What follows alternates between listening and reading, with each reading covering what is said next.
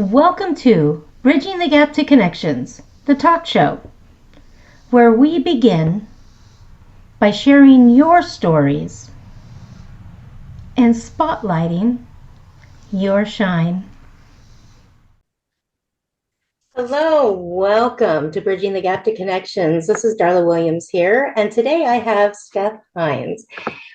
Who is Steph? What is Steph all about? What I absolutely love is this gentleman here. He works with dogs. He has a ton of different things that he's doing, but I would be much better to actually read to you his bio.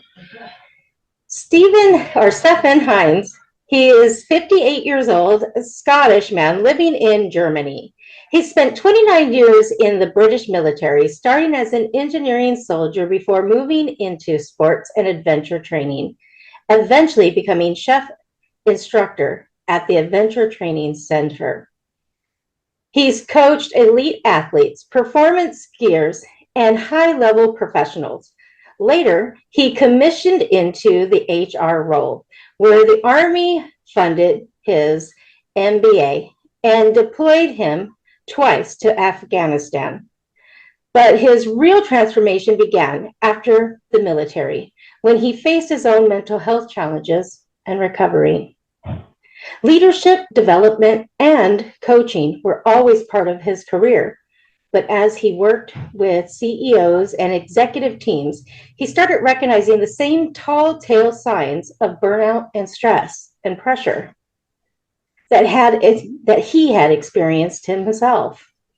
That's why he created this program, to help high-achieving executives and leaders become healthier, wealthier, and happier, with more purpose and fulfillment in life, without the typical stress and burnout that usually comes with success. Beyond coaching, he co-founded a 44,000-member veterans organization. Did you hear that? 44,000 member veterans organization focused on mental health and social isolation. Alongside with his wife, they rescued over 1,500 street dogs and still counting. So without any further ado, let me go ahead and welcome on Steph. Steph, welcome on to Bridging the Gap to Connections. How are you doing today? I'm great, Darla. Thanks very much for having me. So we get a little bit of a picture of what's going on for you in your life. I want to ask you a little bit about yourself first. Can you tell the people a little bit about who is Steph and how did you begin co-founding this organization? So I joined the Army at 16. British Army, and I joined it as I went to military college actually, and it was on the back of my brother being in the British Army already, and he was in the Falklands War, and I wanted to go and help out my big brother. But my big brother, who was infantry, said, "Get yourself a trade. Don't join the infantry." So I thank him on the daily for what he said. So it meant I left school because I didn't like school, but it meant that I then went and spent 3 years in an engineering college. But it was different from school. So I really enjoyed it. And then that set me on my military career of doing adventure training, of doing engineering. But in the military, certainly the British military, sports and things like climbing, kayaking, skiing and everything, they use these things to help fitness, help build self-confidence, but help build teamwork. And as I love doing all that kind of thing. So as you do it, you get better at it, you get more qualified, you become an instructor. And the British military have systems, or they had systems in my day, where people would have centers where you could go and do these specific things. So I ended up working first as an instructor at the Adventurous Training Center in Bavaria in the southern German Alps. And then I ultimately became the chief instructor there. So had a fabulous time there, living in the mountains, living the dream, skiing all winter, kayaking all summer, that kind of thing. Met my wife there, had our daughter, lived the best life. But, the clock turns and life goes on and you can't keep being a ski bum forever. So thankfully, the military also supports you through education as well. So they put me through my engineering qualifications, then they funded me for my teaching qualifications. I did a bachelor's in business, and then they ultimately put me through my master's in business as well. So I kept, although I was living the dream in the mountains, I kept my academic thing working, which is crazy because I left school because I hated school. And I have spent my entire life on some course or another getting some qualification. I don't know. But that put me on that journey. I commissioned. I ended up being the head of human resources, served twice in Afghanistan in that role. And I was essentially the paymaster for the oldest regiment in the British Army, which is the Royal Scots Dragoon Guards. And their home headquarters was in Edinburgh Castle. And funny side story here, I had to go and do an audit in their home headquarters, and I had to live in Edinburgh Castle for 5 days. And I brought my wife and daughter over for the weekend, so I had these two Germans living in Edinburgh Castle with me for 5 days, which just blew their mind in terms of having their own castle to stay in over the weekend. So that was my military career, 29 years in about 2 minutes there. But I traveled the world. I did lots of different things, but I always enjoyed working with people, working for people, building teams, helping leaders, all of that kind of thing. So that got me through the military. I left the military really quickly, as in I transitioned straight from an Afghanistan tour, came back, finished my contract. My contract was finishing at that time anyway. And it turns out that it wasn't the best thing in the world to do. I went from a high-tempo kinetic operation in Afghanistan, lots of responsibility, to within about 6 or 8 weeks, sitting at home with nothing to do, retired, no responsibilities, no direction and everything. And it caused me to have a bit of a a lot of a burnout, to be honest, which turned into actually what I refer to now as a breakthrough, because I struggled with my mental health. Everyone assumed it was from PTSD from Afghanistan. But to be honest, these things had been building up inside of me before I went to Afghanistan. So I had to unpack where I was at. I needed my identity. I'd been in the military since I was 16. Then I was 45. I had no understanding of the outside world and things. So it took me a couple of years to go through the overwhelm and I did a classic soldier thing. I thought I would drink my way through it. Thankfully, I realized that was not the cure. The solution is not at the bottom of the bottle. But I went through these struggles. My wife stayed with me.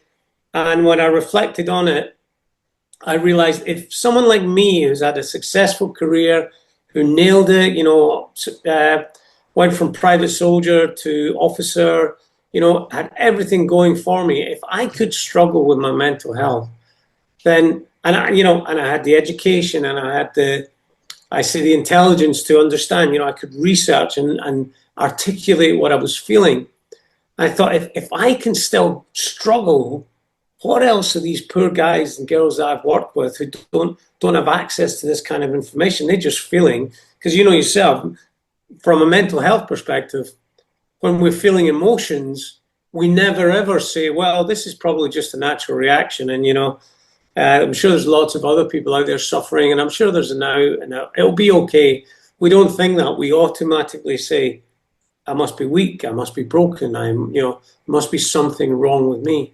So I decided that, I was functionally working as a business coach, but as you mentioned in my bio there, I was going through things, we're talking strategy and planning and all these things, but I could then, having been to this darkest depth of my soul, I got to see in executive CEOs, I could sense that they were telling me one thing but feeling another thing, and that's when I felt that I could really resonate with how they were feeling. It was like they were struggling emotionally and all that. So that set me up into my coaching of executives, the guys who have outwardly got, or the people who have outwardly got everything, but they feel like there's a hole inside because they just, they're feeling kind of lost inside themselves, maybe carrying some childhood trauma, imposter syndrome and that kind of thing. But it's dealing with the psychological inner self as opposed to the business side of things. So I saw that. So that's me functioning, that's my day job, functioning as a business coach. However, at the same time, my wife and I decided we wanted to give something back to the world after I finished with Afghanistan. So the worst of humanity, I wanted to do something on the right side of humanity, or my wife and I did. That's when we set up the Street Dog Charity. And that's the best thing. People say, oh, that's amazing, you're so great, rescuing dogs. No, no, no. I don't rescue dogs. Dogs rescue me. It's the greatest passionate thing in the world. Unconditional love, mindfulness, cuddles galore. It's the best thing in the world. Yeah, there's obviously tragedy behind it because these dogs are street dogs. Many have been abused. They've had tough upbringings, but they come through our system and then they go to their forever homes. And, it's the most beautiful thing in the world because we're creating joy into a family. Everyone's password is their first pet and all that kind of thing. So being part of something that creates joy is the greatest thing in the world to do.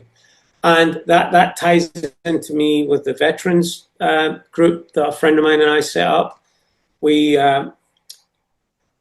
put together this idea to support veterans dealing not just with mental health issues, but social isolation. Many veterans can feel lonely in a crowded room because they're missing that bond that they had with their esprit de corps and things. So we set this up and we thought we would try it, see what happens. Within 3 months, we get 44,000 members. So it's crazy. But, it's giving them a place where they can talk the same language. We don't allow anyone to get political or, right wing or left wing. I always say we're dealing with the bell curve, so our audience is the massive majority in the middle, and we're there to talk about old times and meet with old friends and tell stories and have a laugh and support each other from a military veteran's perspective. I always say to people, there's a whole internet out there of opinions and hatred and whatever you want to do, go and play over there. This community is for these purposes only. And the veterans really appreciate that. They don't want all the BS that's happening in the world today with social media and politics and everything. They're not coming for that. They're coming for the good old days of talking to people who served with them back in various different operational tours. So that's great joy as well. So again, it's not a martyr thing. I'm doing it because I love it. And I get joy every day from messages from people and, supporting people through hard times. And the way I see it is if I can use my struggles, my pain and my, suffering, really, when I didn't know what was wrong, I just assumed it was me. If I can use those years that I went through and what I put my family through, and I can use them to stop someone going into that hole or at least get them out of that hole quicker, then it kind of pays a little bit of the debt that I paid to my family and to myself and everything. It makes me feel that a little bit better. So it's about rebalancing the energy, I suppose, in the universe or whatever. But it's the best thing in the world. Having a purpose bigger than yourself is the key to life. So I'm not a saint and I'm not a martyr. I'm doing this because it's good shit. So this has really become your passion. Oh God, yeah. It's every day. I live by this lifestyle. My wife lives by this lifestyle. And again, it's not that we're giving up anything. The first 2 hours of every day is walking the dogs around the land where we live. And then maybe we're picking fruit from the fruit trees or, working in the garden, or I've got clients, or my wife works full time as well. So we live this lifestyle, but we wouldn't have it any other way. It's just at the weekend, we're walking down a pathway from the dog centre to where we live, our house, and we call it the Avenue of Dreams. We're walking along there, and I've got my ladder over my shoulder, and Nicole's got the wheelbarrow full of apples that we've just collected. And I said, honey, if we have $1 billion in the bank, we'd still be doing this, and it would still be the happiest day of our life, So I love the quote by, I think it was Bob Marley who said it. Some people are so poor that all they have is money, whereas we have each other, we have our health, We have a beautiful daughter who's been successful. She's a veterinary doctor now in the UK. We got surrounded by dogs and animals, and we're living the absolute best life, and none of it's to do with bank balance. And that's the message that I help executives with as well.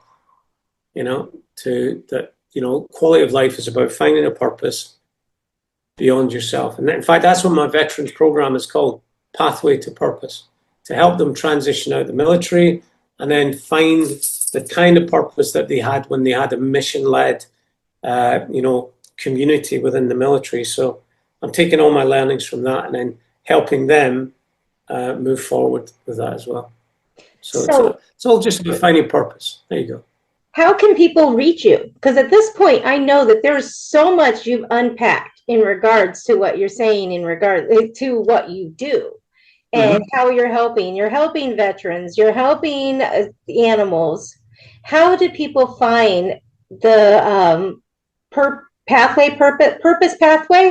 Pathway to Purpose. Pathway to Purpose. How do they find your facility? How do they find how? This is the thing. The facility is still in progress. So we have an online community where I help veterans, and I have had some veterans come residential and be here as part of my coaching program.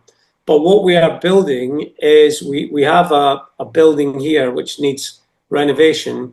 But I'm in conversations at the moment with potential investors where we're going to set this up with like 6 to 8 apartments where veterans can come with their families, spend the week residential, decompress, enjoy the countryside, the lakes and the forests where we are here. And we're directly between Berlin and Hamburg in Germany, North Germany. So we're in a beautiful non-industrial area. So people will come to us. They will decompress, they will hang out, they will help with the animals, they will help around, just see that there's other ways of living life. And in that time, there'll be coaching with myself. We're hoping to bring in holistic therapy, EMDR, that kind of thing for people. And then that would sort of break their habit, show them there's a different life, and then they would go off and they would join my 7-week online coaching program.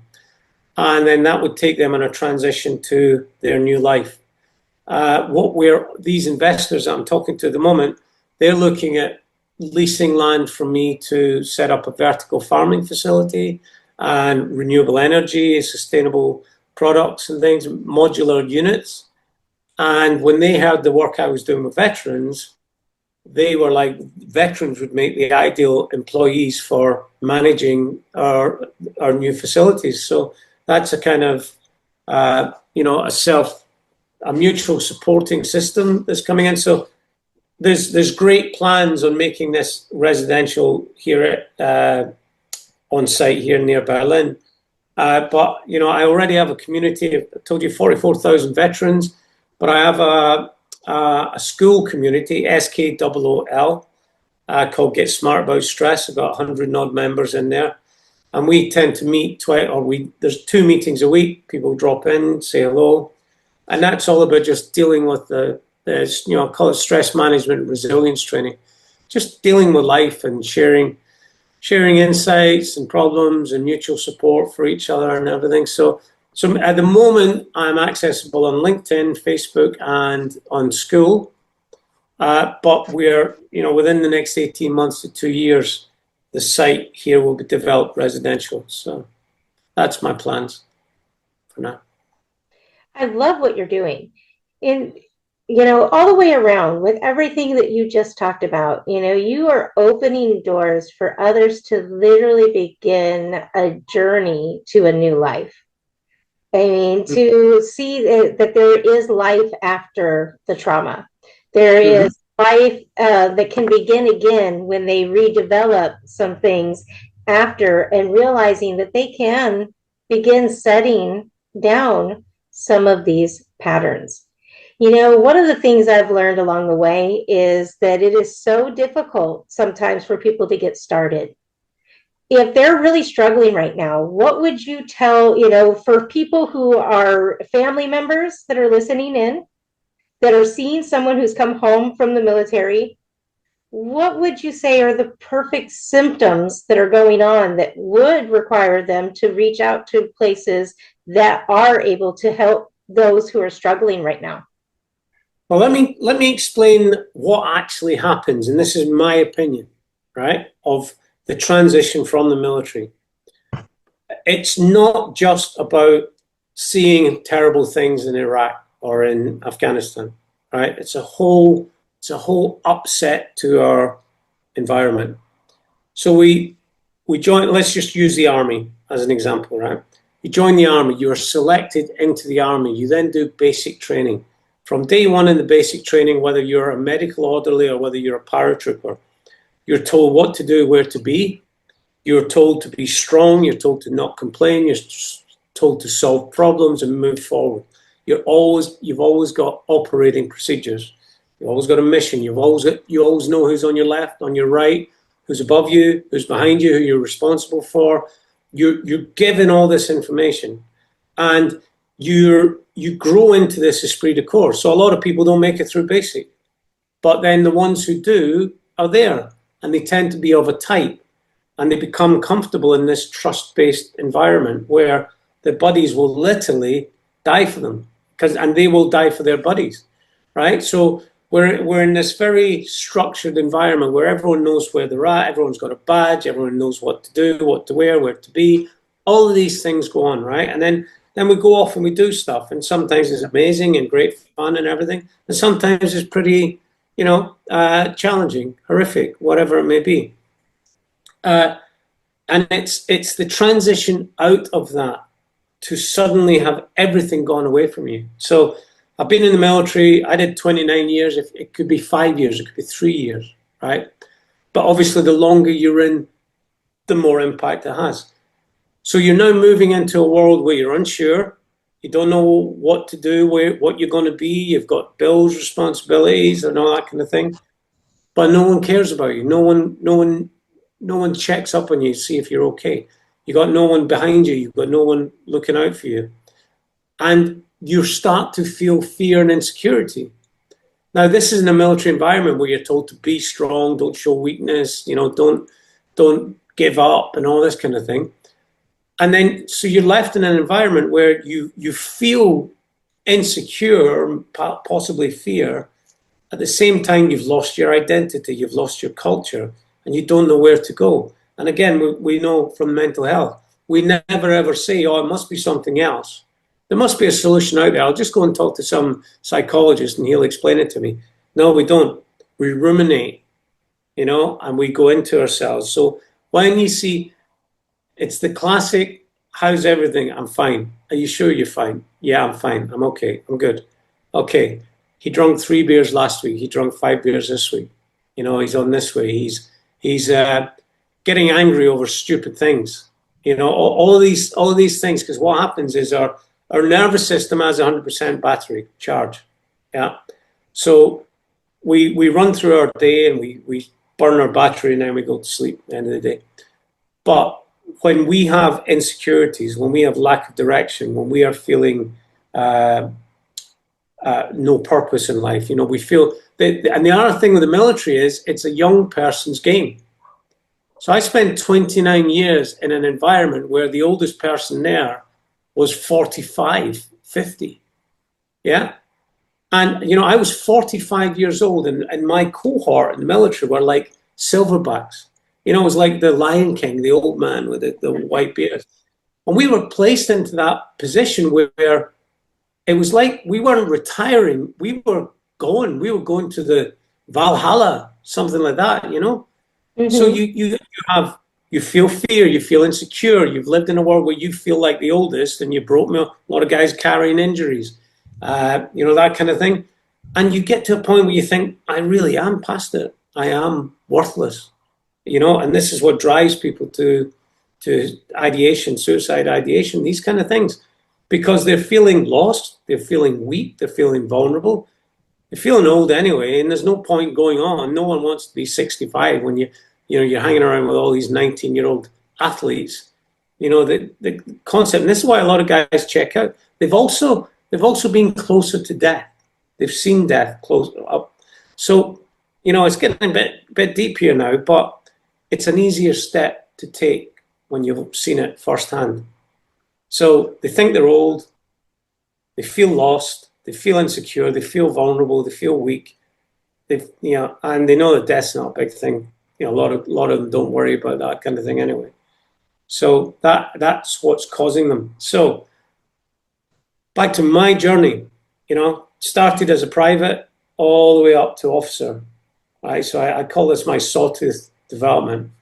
Left the army, dropped into a gibbering wreck of depression, anxiety, alcoholism, to a person who couldn't even shower, couldn't even wash and shave, couldn't go outside without having a panic attack, right? How did that guy get to here? He got here for all of those things that I told you about, that sudden change of environment, loss of identity, and all those things. But I was able, through luck, judgment, love by my family and everything, to bring myself back up on the second wave of the sawtooth, to set up an organization of 45,000, start a six-figure coaching company, rescue 1,500 dogs, do all these things that I'm doing. So I reactivated that guy purely by coming to terms with this transition. So that's what I'm talking about, is this pathway to purpose, to catch these guys at this point so they don't have to go down here, and to get them somewhere over here again, because it's perfectly possible. That is such a beautiful skill that you have. The resilience that it took for you to bounce back is extraordinary. And the fact that you're now taking that and giving it to the world is a beautiful skill. When we look at these situations, we got to remember we're building skills. We're rebuilding skills sometimes within ourselves. We have the unique ability to become anything and everything that we want to become. But we have to remember that we have a purpose. Pathway to Purpose is absolutely a beautiful name. And if you could tell everybody right now what it is that you really are dedicated to do for those men and those dogs in this world, what is it that you really want to accomplish and are looking, is there anyone you're looking to connect with so that we can continue building this space? I don't think there's anyone in particular, just getting the message out there that it's this transition, this finding the pathway, it's not huge. It doesn't take years. It doesn't take, I'm not a clinician. I'm not a psychiatrist or anything. Very often,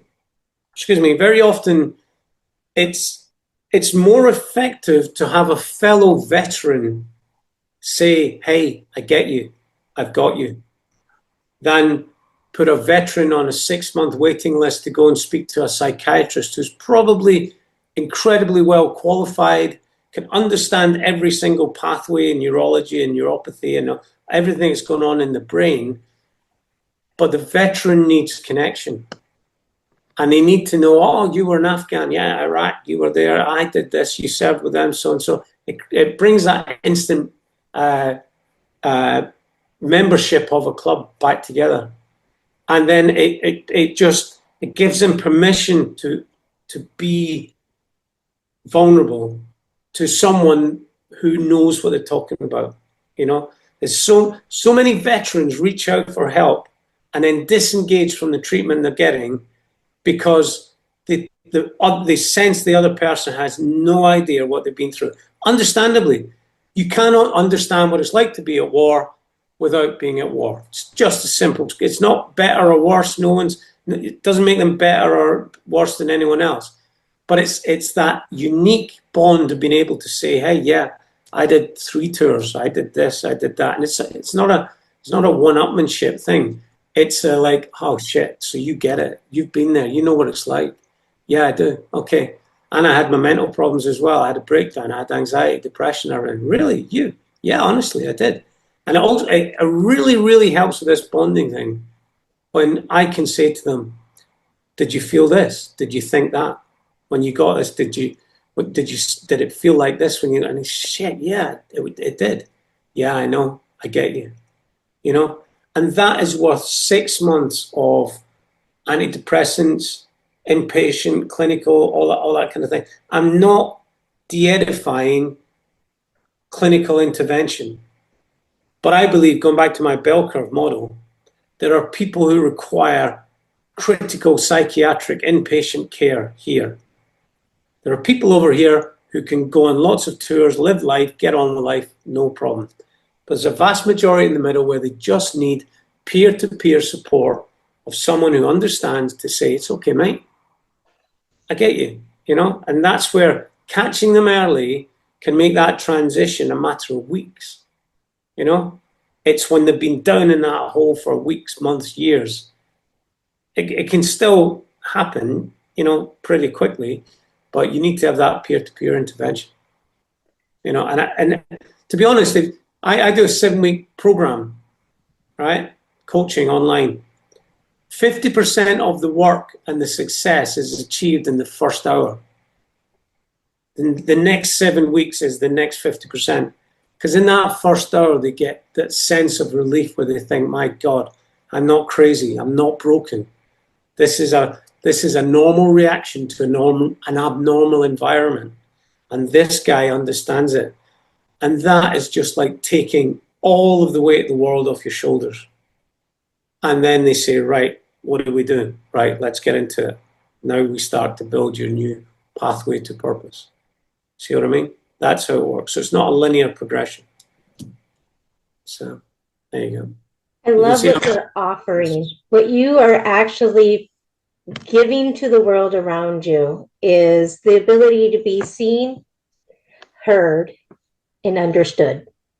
Mm-hmm. Those 3 pieces, when we are struggling in the world and dealing with the traumas that have come from the environments that we have been exposed to, when we can feel seen, heard, and understood, it changes the dynamics of everything. Steph, I am super excited about what you're doing, and I want to be able to bring you back on as you're continuing to grow this and have you just give us updates as you're going along and bringing this to completion and to life, because I think what you're doing is going to really begin transforming the world at large. And especially with how many numbers you've already began assisting. The impact that what you're doing that is already creating is absolutely superb. And I can't wait to watch this completely unfold and become as it's going to. Definitely anybody in my world that has heard this or is looking, I can get you connected. In the details below, you will find all of Steph's information to get set up. One last question though, in regards to how do people get connected with their forever pet with you? So because of legal restrictions, we can only rehome dogs in Germany. So we're set up as a professional transport company. They have to be transported directly from Bulgaria to our site in Germany. So we cannot rehome dogs internationally. But the sad good news is nobody is more than 100 miles from a center that has an animal that needs a home. So you don't have to get all the way from the States to America to get one of our dogs. There's plenty of dogs in America that need love, you know. So, or more so, there are plenty of dogs in America who have unconditional love to give. So if you're listening to this, go get a dog. Not a breed. You know, the best breed is rescued. They're healthiest, most intelligent. Just most grateful. There you go. I can vouch for that. I have a rescue as well that landed on my doorstep a couple years ago, and he is the most loyal dog I have ever owned. That's not a dog. That was an angel that was sent to you. Okay, so look after him well. Oh, definitely. Definitely. Well, everyone out there listening in, thank you for joining us on another episode of Bridging the Gap to Connections. Until next time, bye for now.